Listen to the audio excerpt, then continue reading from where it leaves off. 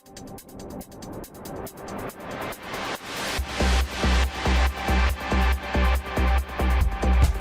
into your seats and get ready. It's time for the Mortarpod.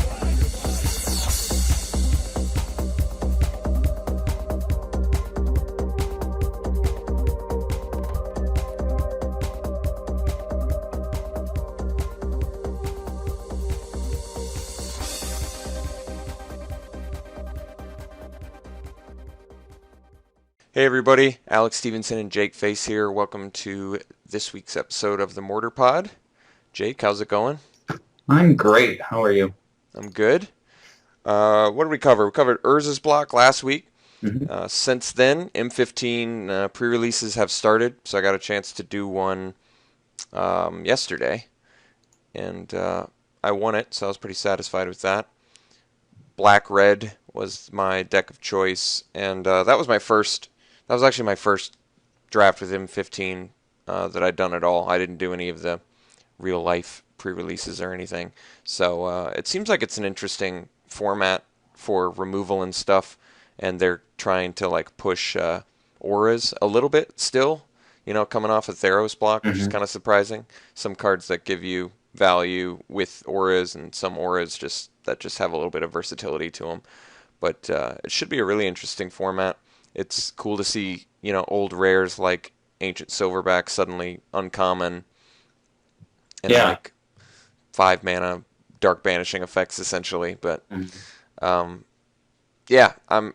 think red black worked out. If I got a ton of removal, Convoke I kind of screwed up, and some people were nicer about that than others. But I was confused why I wasn't able to tap some guys for certain colors or whatever, and I just didn't realize it has to be the creature's color is what you can make the Convoke spell cheaper with. Yeah. So I kind of botched that a little bit. Well, you can make it cheaper with colorless too. Mm-hmm. Like they can all count as colorless, but or 1 mana of their color. Yeah. So I was trying to do it with the 1 mana +1/+0 first strike spell. Thankfully, it never destroyed me or anything. But that card is sweet because you can just block with a red creature and then tap that red creature and suddenly for free give it +1/+0 on first strike. Mm-hmm. But I wasn't able to do that because I was trying it with my black creatures. But I got it figured out now. So for future M15 drafts, I'm going to be putting a lot more of those up over the next couple weeks. Until then, check out seemsgoodmagic.com. Keep up with the blog, the board game. We're going to be having a lot more stuff about that over the next few weeks. Just getting that final prototype printed, and then I'm going to have some tutorial videos. So this process has taken so much longer than I'd like, but it's just kind of the way it's going down. It's stagnated. It's kind of out of my hands as far as getting the printing done. So yeah. I'm just trying to get it done as fast as possible, but unfortunately it's a slow process. All right, so let's go ahead and jump right into our first segment here. Cyclical Evolution. All right, Cyclical Evolution. This is the segment of the show where we talk about old cycles from the past. In this case, we're going to be doing Mercadian Masques, and maybe, Jake, you want to talk about a little bit about the lore of Mercadian Masques block? Yeah, well, Mercadian Masques block actually takes place over 3 different planes. It's the first and so far only set to do that, or block to do that. Well, I guess the exception being Lorwyn Shadowmoor, but it was still the same plane. So the first set takes place on Mercadia, and Mercadia is a plane that's all about commerce and trade. And on this plane, red and black are the dominant colors as far as who's elite in society and who holds power. Blue it's also like one of the dominant colors, or at least it's part of a dominant society within the plane, but it doesn't have real working relations with Mercadia itself. And then white and green are actually kind of the colors that are they've been oppressed, I guess. And anyway, mechanically, it means that there's a lot of cards that trade different resources for the card itself. So there's like free spells that are common in each of these colors. White would be you tap a creature and you can cast the spell for free. Red is you sacrifice a mountain or a certain number of mountains and you get to cast it for free. Blue is returning an island to your hand and you get to cast it for free. Green is, it's actually different, but it's your opponent gains life is generally the way it worked. But there's also land grant, which is you can just reveal your hand, and if you have no lands in your hand, you can go search for one. Okay. And then black is a life pay. You pay life, and then you get to cast the spell for free. Interesting. So they all have their own like ways to alternatively cast spells each color. Interesting. All right. Yeah. Well, let's jump into some of these cycles. First, we have a wall cycle. So we've got Alabaster Wall in white, Battle Rampart in red, Crenellated Wall, which is an artifact, Wall of Distortion black, Vine Trellis green, and Stinging Barrier blue. So besides being walls, they all have tap abilities. Stinging Barrier and Wall of Distortion kind of immediately stand out since they're cards with activated abilities that actually have a cost. All the other ones are just tap. Mm-hmm. But the white wall prevents a damage to a creature or player for tap. Battle Rampart taps and gives a creature haste. We also see that again later in Rise of Eldrazi. Mm-hmm.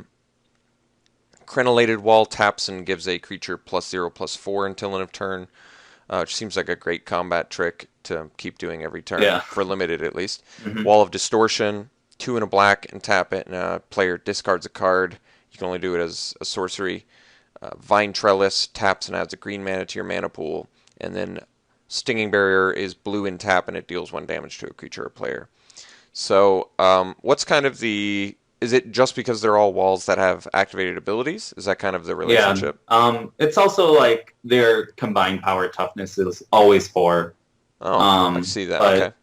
But the colored ones are all common too, and I include Crenellated Wall just because it also follows the cycle except for the rarity. But it was like a common cycle of all walls that had a tap ability, basically. That's cool. I like the utility wall, sort of. Mm-hmm. I like when they do utility walls. Like, even Vine Trellis kind of stands out as a nice, early blocker, and then gets you to your 5 and 6 drops. So you can, it's like this good is aggro kind stopper. Of the precursor to the Carven Caryatid and, the Overgrown Battlement. Yeah, which, obviously got better, but that's still cool, and...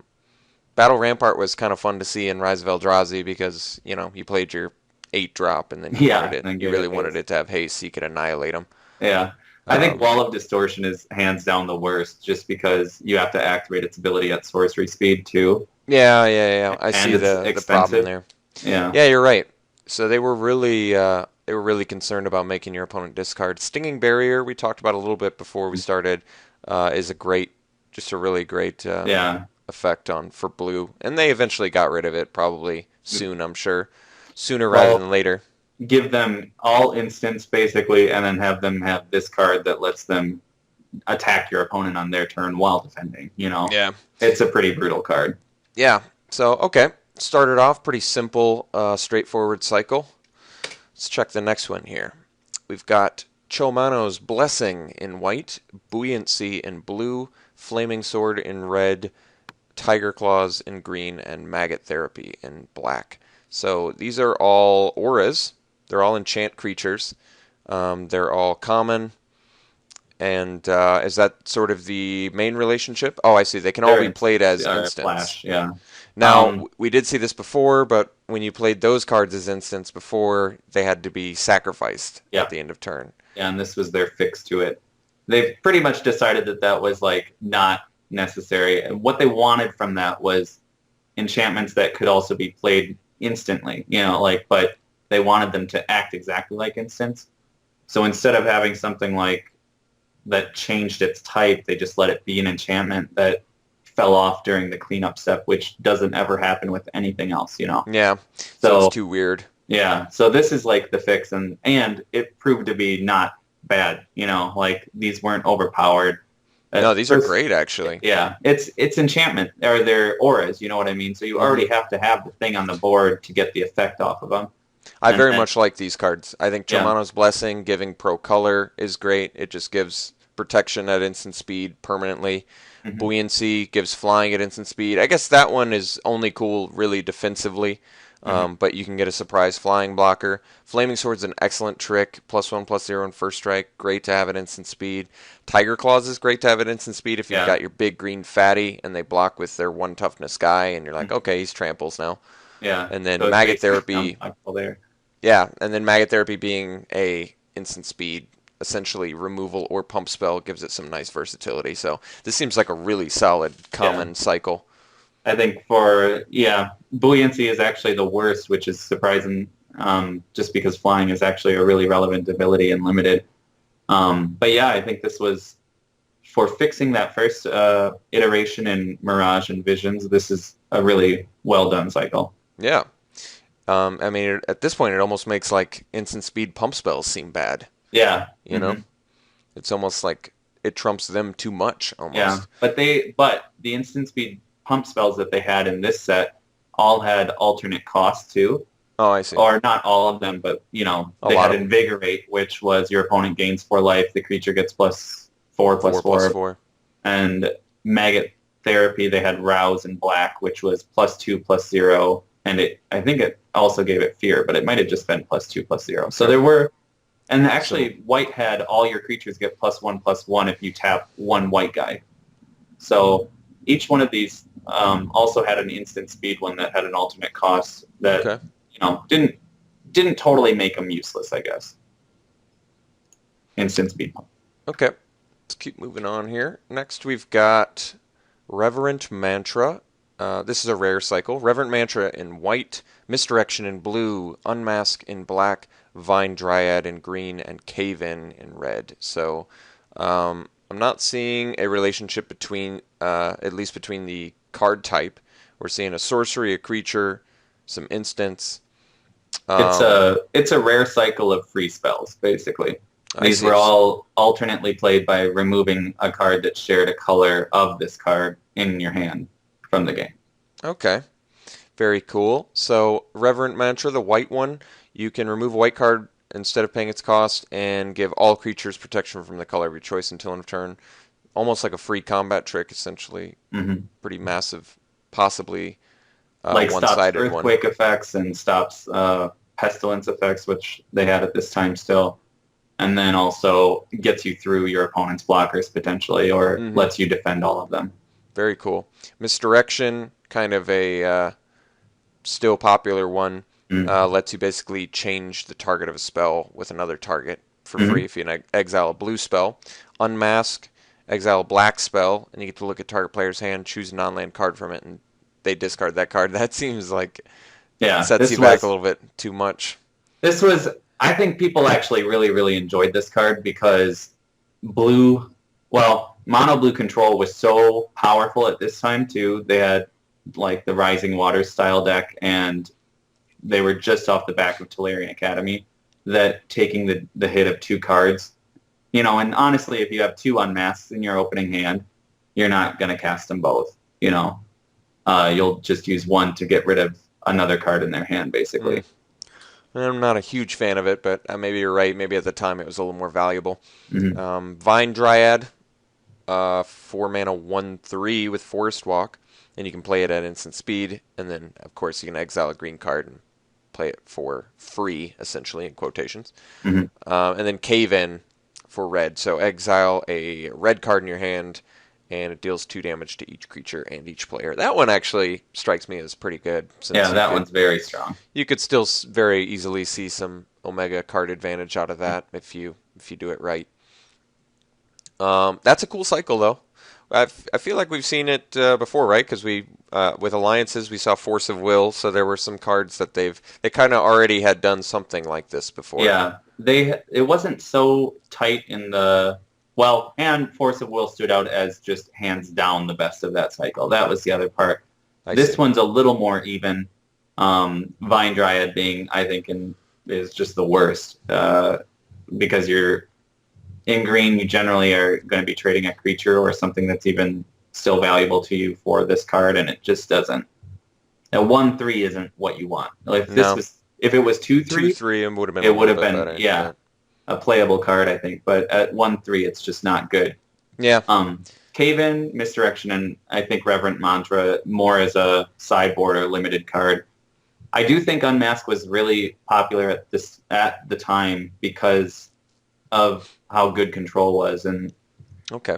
yeah, I mean Duress was around too, so Duress plus Unmask effects, it could even out. It's a free Thoughtseize. That's cool. Let's move on a little bit.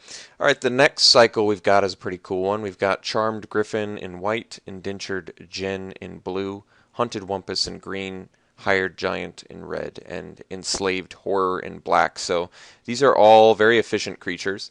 Charmed Griffin being a 4-mana 3/3, Indentured Djinn being a 3-mana 4/4. They're both flying. Hunted Wumpus being a 4-mana 6/6. Hired Giant being a 4-mana 4/4, and Enslaved Horror being a 4-mana 4/4.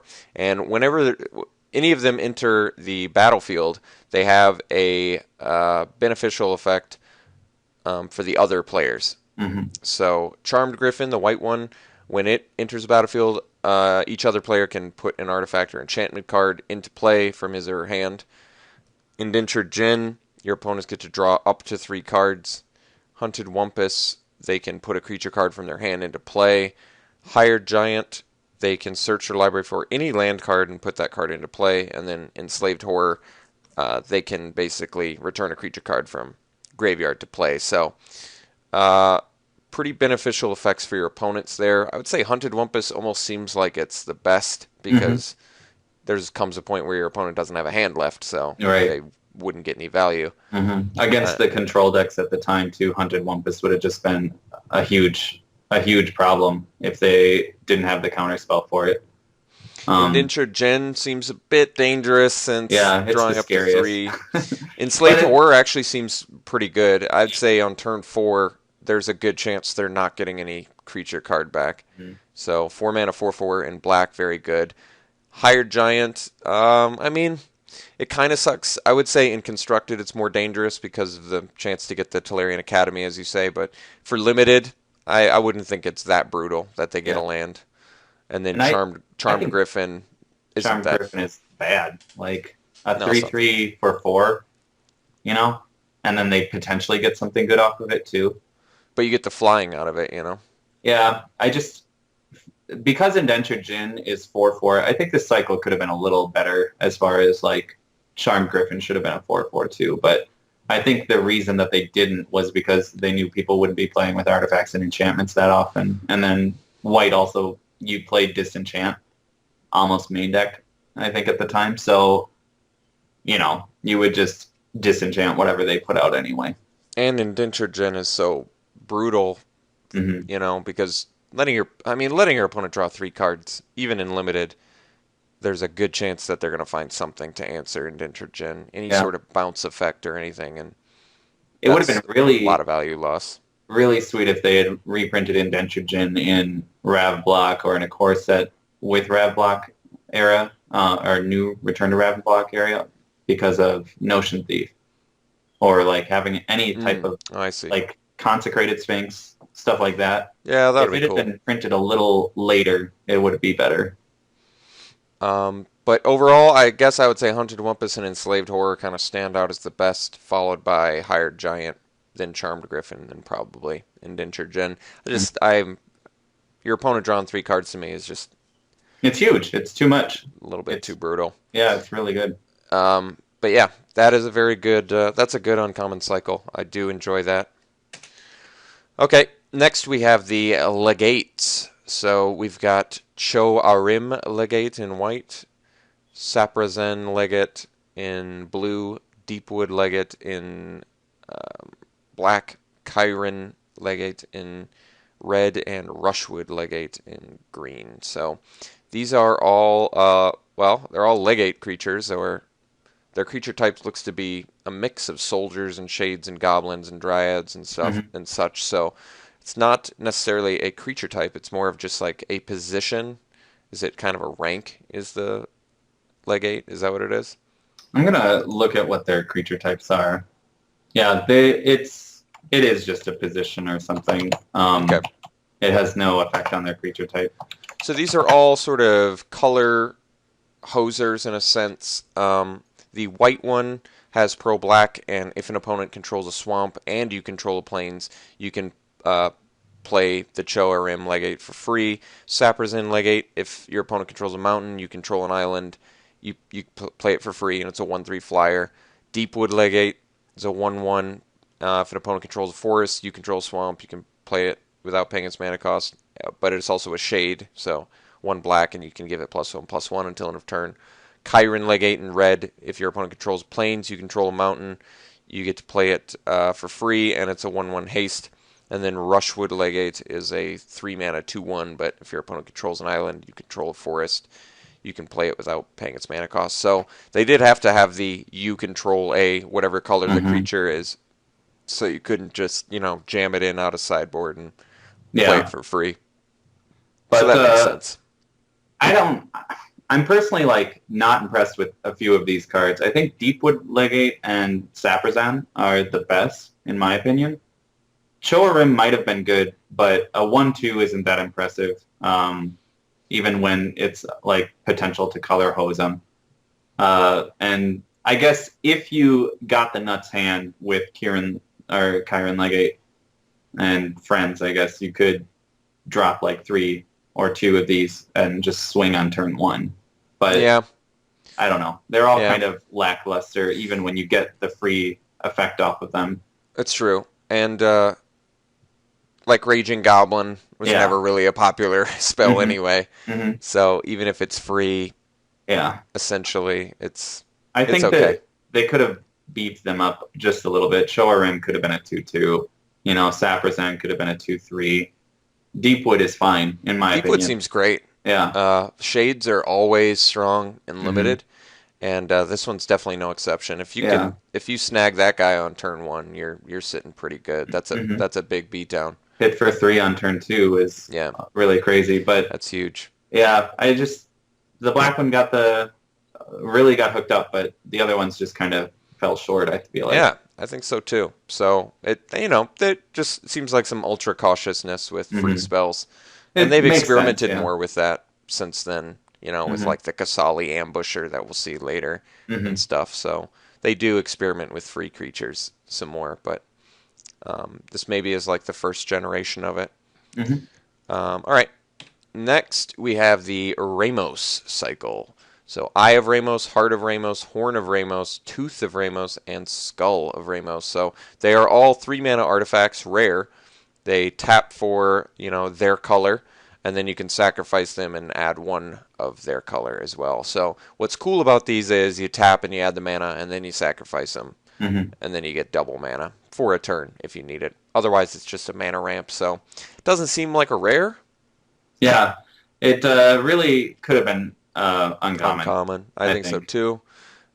Very odd to me that they made it rare, but I feel like maybe if they came in tapped and were 2 mana, they could have been rare, just because then they would have actually been on par with a ramp, but at 3 mana, they don't really ramp you, or ramping you into 6 or 7 isn't as good as ramping you into 4 or 5. Yeah. It's not doing it for me. Yeah. But still seems like a fine card to play. I'm not sure if it's all constructed play necessarily, but seems like it would be fine and limited if you have a clunky deck. You got some expensive. You want to get to your 5 and 6 drops a little more efficiently. I could totally see playing these guys. Yeah, Commander, they're still fine, but only in a monocolor. I would never play them in multicolor because there's so many better ones like Dark Steel Ingot and stuff like that. Okay. Next, we have a land cycle. So we have Fountain of Cho, Mercadian Bazaar, Rushwood Grove, Subterranean Hangar, and Saprazan Cove. Now, these all enter tapped. They tap, and you can put a storage counter on them, and then you can tap and remove any number of storage counters from them and add 1 of their color to your mana pool for each storage counter removed this way. So these, to me, seem a bit slow, since you can't even get any use out of them until 2 turns later. Is that right?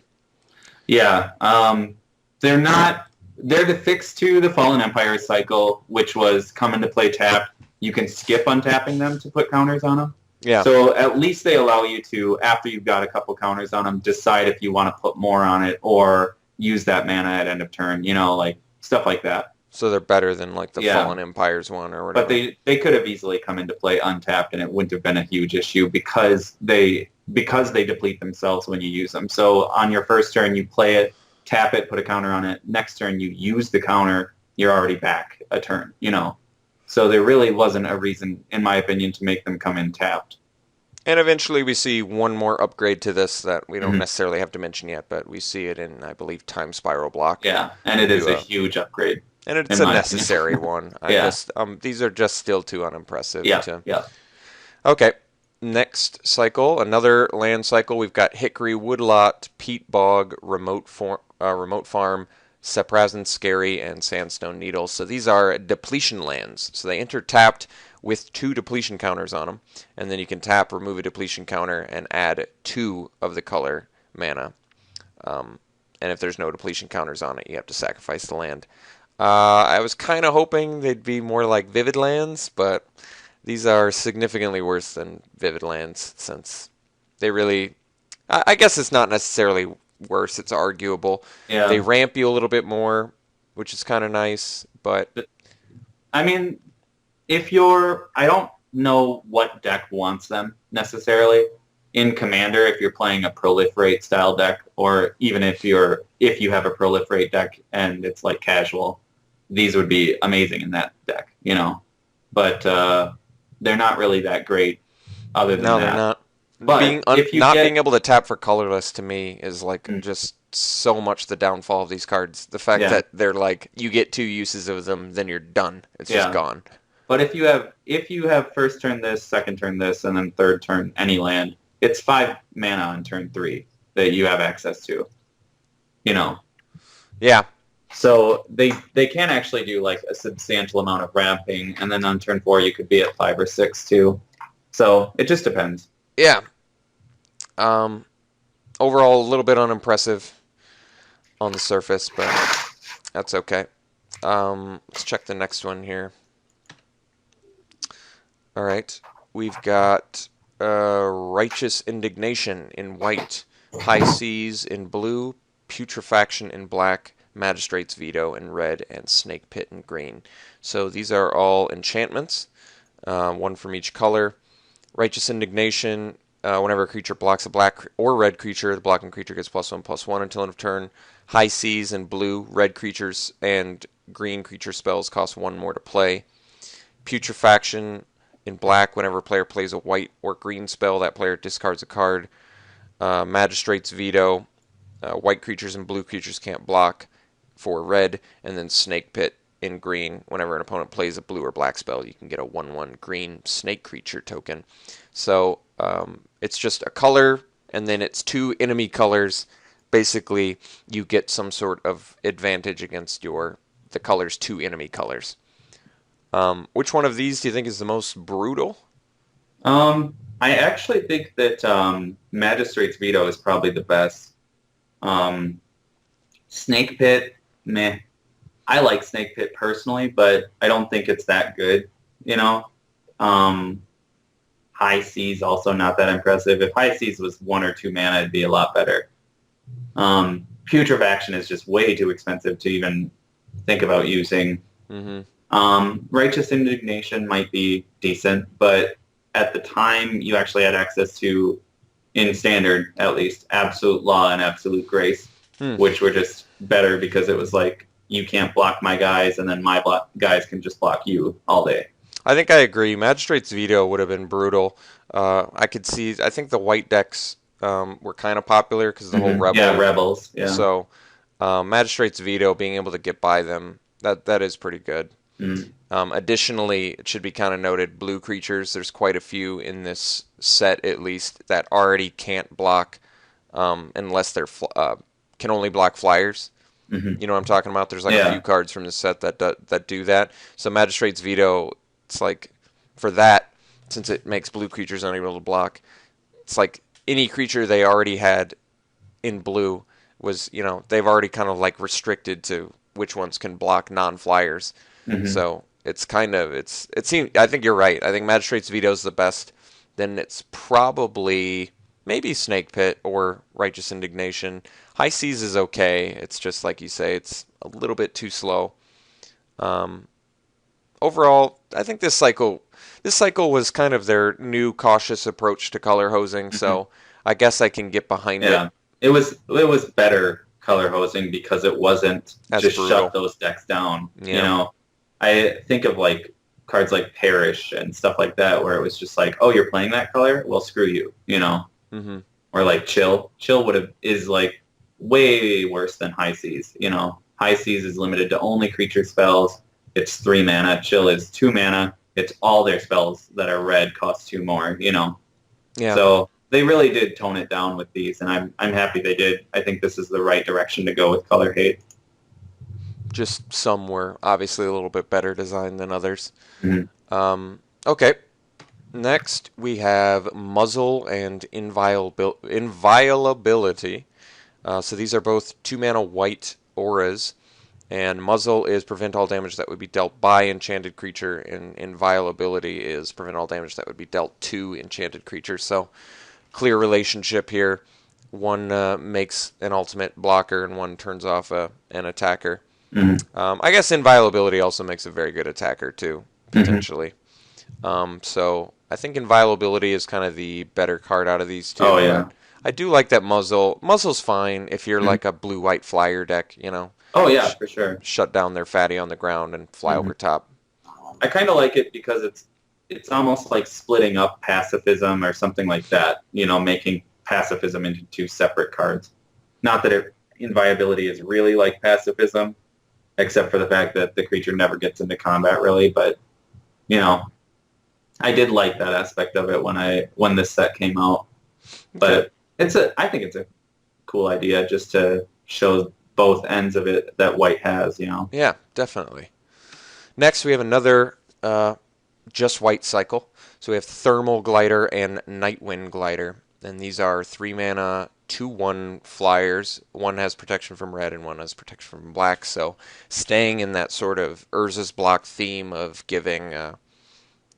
what was the cycle? Pro black and pro red. It was Voice of Grace and Voice of Law. That's right. And Disciple of Grace, Disciple of Law, Absolute Grace, Absolute Law. Yeah, they just hated black and red. Yeah, too much white color hate for black and red, and it really did take them a long time before they finally like eased up on that a little bit. Because there was even the 2/2 3 mana guy that has pro red and pro black who was very popular for a while. I forget his name now, but Paladin Envec. Yeah.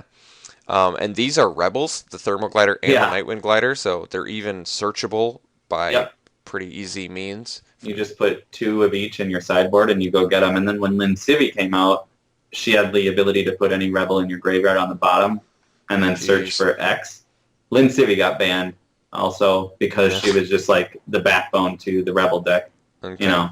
Yeah. And I think if this was back at the legendary rule where if somebody else put a new legend of the same name out, that one got put away. Yeah, that's right. So it was too brutal. Land your Lynn Civi and it's over for your opponent, basically. Yeah, I think you're right. That's just a little bit too brutal. And these being rebels, it's like, come on, you didn't need to do that. It's like we already had like access to these abilities from the block before, so doing this again is, and actually, Absolute Grace, Absolute Law, you know, would have been the right way to let them screw those colors, because then every rebel has those abilities, but just adding even more to it was not necessary. Yeah, and giving him flying too. It's like it was like to the point where those 2 colors didn't even get played in standard, couldn't get played in standard. Yeah. You know? See, with those in particular, there's absolutely nothing wrong with those cards. You know what I mean? Like, let's say you're not playing against black or red. Okay, then I'll just play them as flyers because they're efficient there too. 3 mana, 2 power flyers in white. Yeah, these could have been mashed up into just a 2/2 flying for 3 in white. You know, like basically a Windrake, and just as a rebel without pro black or pro red. You know. Yeah. So that to me, definitely a failure, since they're just clearly too powerful. Way too many factors to make these cards way too good, and they're commons. Yeah, it's like common, multi-abilities, efficient cost. They can be searched up. They just screwed up way too much. Yeah. They gave white way too much at this time. they do protection way better now, where they're way more strict with it. It goes on higher level rarities, Yeah. and they usually don't put another evasive ability on top of it. Yeah. Like they'll get first strike maybe or lifelink, but not like Flying. Yeah. flying. It seems Yeah. so crazy. These are All really right. mean. Next, we have the Monger cycle. So we've got Wishmonger, Sailmonger, Scandalmonger, Warmonger, and Squallmonger. Wishmonger, the white one, is a 4-mana. They're all actually 4-mana 3/3s. So the white one, Wishmonger, you pay 2 and a creature gains protection from the color of its controller's choice. Any player may play this ability. The Sailmonger is 2 mana. Give a creature flying. Any player can play it. So basically, all of them, any player can play their activated ability.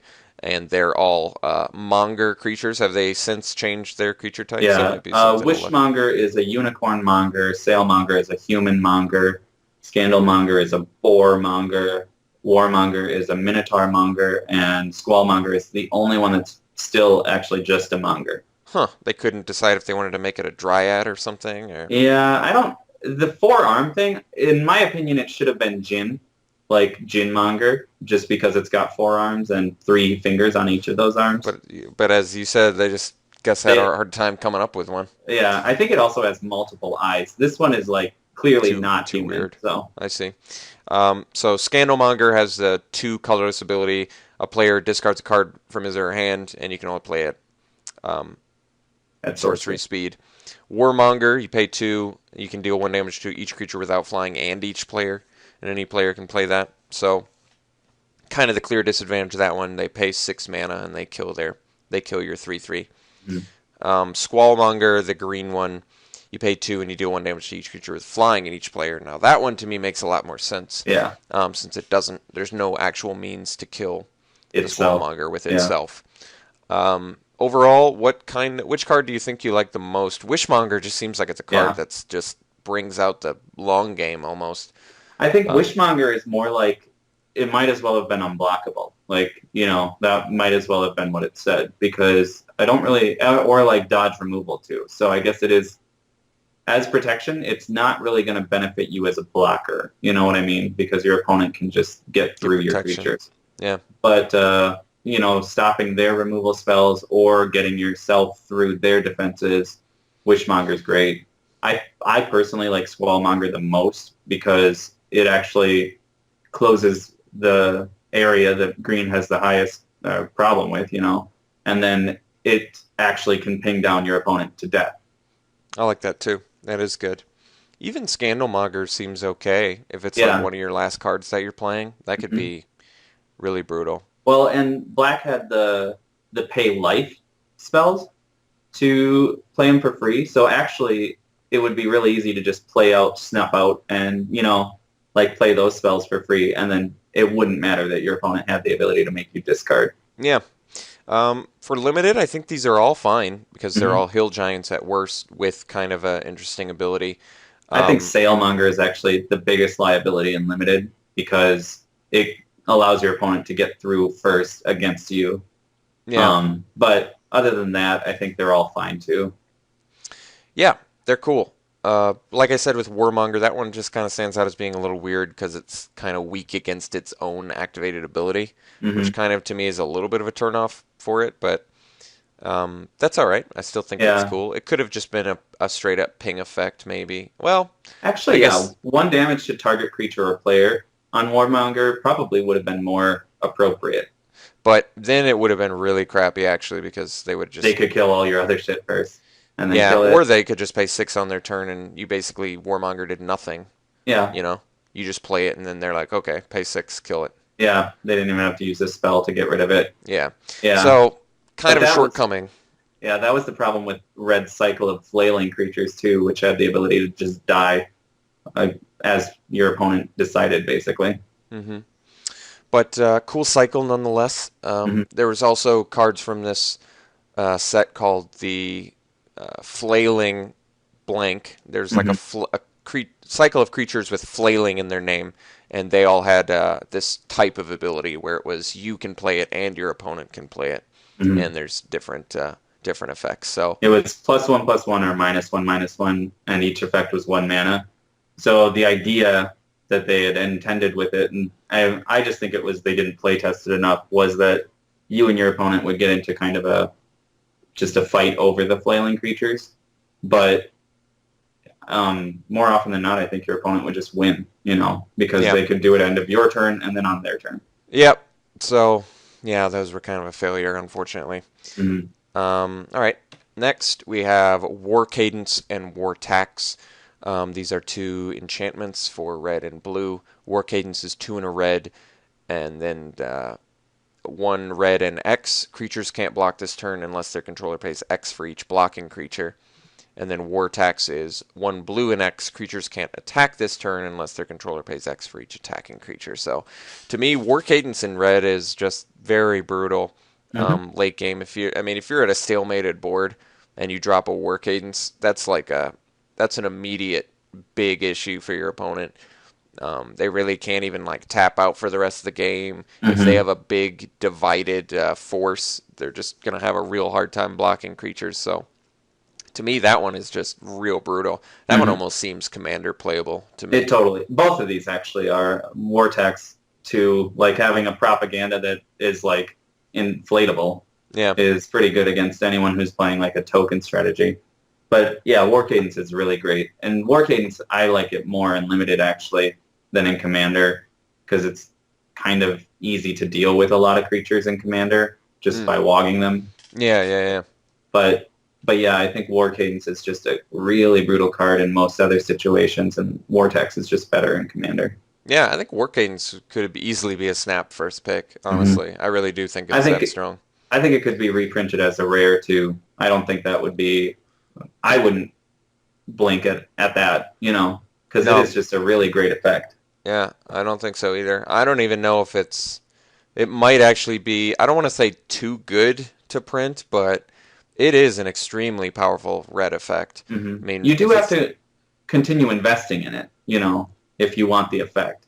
Yeah, I think think about the cards recent that are in the same kind of wheelhouse, like from Innistrad, Nightbird's Clutches and stuff like that.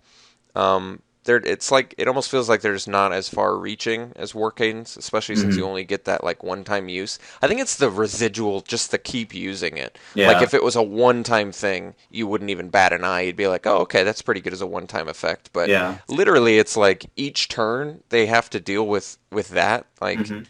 If they're already behind on the board, they have to play creatures so they can block in the first place. But if you have War Cadence, then you punish any sort of mana they invest in anything else. Yeah. So. No, it's true. War Cadence does make them rethink every play they want to make.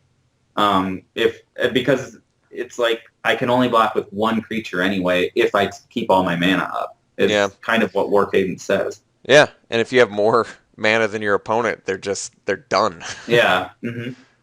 So, and it only has to be 2 more mana than your opponent to really get that effective. You can't block this turn. Yeah, very brutal. Weird Harvest. Weird Harvest. All right, this is a segment of the show where we talk about a weird card from the past, specifically the name and picture of the card. So for Mercadian Masques, this week we've picked Del Reich, something like that. I think Del Reich is probably correct. Believe it or not, there weren't that many weird cards in Mercadian Masques, but this one is definitely strange. 7 mana, 6/6 horror creature with trample, and you can sack 3 black creatures instead of paying its mana cost. It's a rare. The name is definitely weird since we're having a hard time pronouncing it. It's Delraich, so maybe it's that sort of German Del Reich sort of noise, I'm not sure. But the picture on it is very, very weird. So we've got this sort of, I don't even know how to describe it. It's like a massive, gnarled, maybe rotten, sort of demon flesh. It has some horrified, faces on its chest. It's got these it's got a crazy, cavernous mouth on its a clawed maw. Basically, in its stomach area, It's got, I definitely recommend people check this picture out because Todd Lockwood Nailed it. The This Dark is a Mind great of card. Todd Lockwood. Very, very dark and weird picture. Just not much for a background, so that's sort of simple, just sort of like easy little two-color thing, but a lot of detail on the actual card itself. A lot of just clawed hands. It's faceless, kind of gives it a more, menacing look. It's got those, like I said, the sort of horrified, like, heads are Souls, sort of, yeah. they're almost like embedded in it. It's like what is it, like poltergeist? I don't know. Where is that kind of thing from, where somebody's I don't know. face is like coming out of something I know what you're skin-like? talking about, but I don't know where that originally came from. Yeah, this is a really cool looking card. Usually our Weird Harvest is a little more good-humored and fun, but this one I just They were thought in was short just supply. so strange. And the card itself is actually fine too. 7 mana 6/6 Trampler in black is perfectly fine. And being able to cheat it out at a Yeah. cheaper cost is not too bad either. Yeah, I really like this card. I kind of like how they incorporated Black's traditional way of getting things for free anyway. Yeah. With a set that's about alternate costs, really, True. So it's like the sort of blood pet or dark ritual sort of thing where you're doing dark things to get cheaper costs. Very cool. And actually now it makes sense because it's got 3 heads embedded in its chest, and you sacrifice 3 black creatures instead of paying its cost. Okay, it's all coming together now. I'm starting to read it. So I like I kind of like the initiative. Todd Lockwood almost strikes me as a Magic player after just making that observation. You know what I mean? Yeah. So that he went out of his way to put the 3 heads on there to represent the 3 creatures. Very cool. Okay, that's it for this week. Thanks for watching, guys. What are the last 2 remaining blocks in Mercadian Masques? It'll be Nemesis and then Prophecy. Okay, so if depending on how many cycles there are, maybe we'll get both of those next week. But until then, watch all the M15 drafts I'm going to be putting up over the next few days. I love the questions and comments and criticisms on that, so feel free to stop by and write. All right, we'll see you guys next week. Take it easy. Later.